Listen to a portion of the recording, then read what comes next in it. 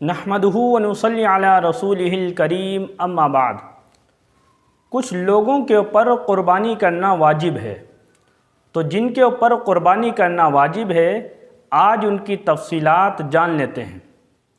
تو قربانی کے واجب ہونے کے لیے جو شرائط ہیں ان میں سے ایک شرط ہے مسلمان ہونا چاہیے، عاقل ہونا چاہیے۔ عاقل کا مطلب ہے سمجھدار ہونا چاہیے، بالغ ہونا چاہیے۔ نابالغ کے اوپر قربانی واجب نہیں۔ مقیم ہونا چاہیے، یعنی قربانی کے جو دن ہیں، ایام ہیں 10، 11، 12 ذی الحجہ، ان دنوں میں مقیم ہونا چاہیے۔ مسافر کے اوپر قربانی واجب نہیں۔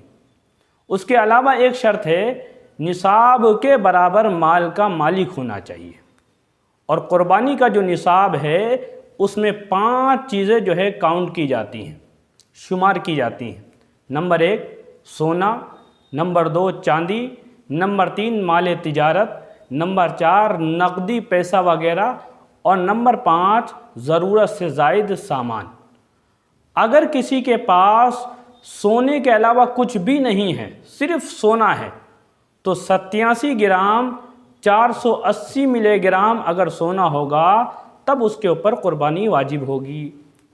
اور اگر کسی کے پاس صرف چاندی ہے اور اس کے علاوہ کچھ بھی نہیں ہے، کسی قسم کا مال نہیں ہے، تو چاندی تولے کے حساب سے 52.5 تولہ اور گرام کے حساب سے 612 گرام 360 ملی گرام ہونا چاہیے، تب قربانی اس کے اوپر واجب ہوتی ہے۔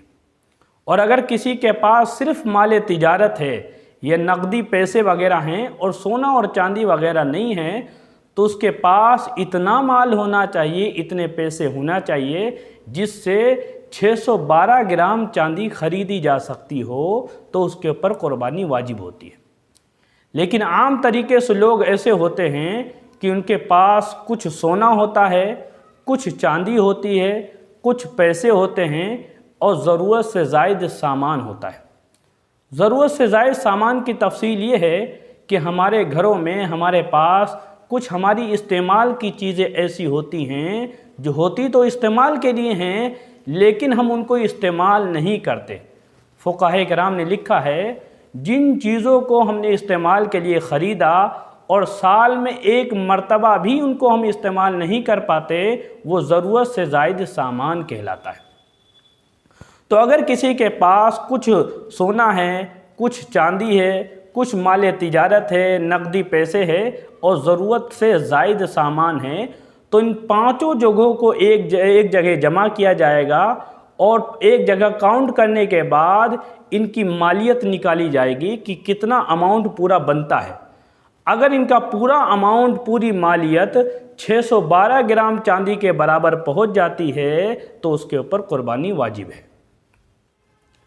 اب سمجھیے کہ زکوٰۃ کے نصاب میں اور قربانی کے نصاب میں تھوڑا سا فرق ہے۔ 2 چیزوں کا فرق ہے۔ سب سے پہلا فرق تو یہی ہے کہ زکوٰۃ کے نصاب میں 4 چیزیں کاؤنٹ کی جاتی ہیں: سونا، چاندی، نقدی پیسے اور تجارت کا مال۔ لیکن قربانی کے نصاب میں 5 چیزیں کاؤنٹ کی جاتی ہیں، اور 5ویں چیز ہے ضرورت سے زائد سامان۔ ایک فرق تو یہی ہے۔ دوسرا فرق یہ ہے کہ اگر کسی کے پاس نصاب مکمل ہو جائے تو زکوٰۃ جب فرض ہوتی ہے جب نصاب کے اوپر سال مکمل گزر جائے، لیکن قربانی کے نصاب میں ایسا نہیں ہے۔ اگر کسی شخص کے پاس قربانی کے ایک دن پہلے، حتیٰ کہ جو قربانی کے دن ہیں 10، 11، 12 ذی الحجہ، 12 ذی الحجہ کے سورج ڈوبنے سے پہلے اگر کسی کے پاس نصاب کے برابر مال آ گیا تو اس کے اوپر قربانی کرنا واجب ہے۔ السلام علیکم ورحمۃ اللہ وبرکاتہ۔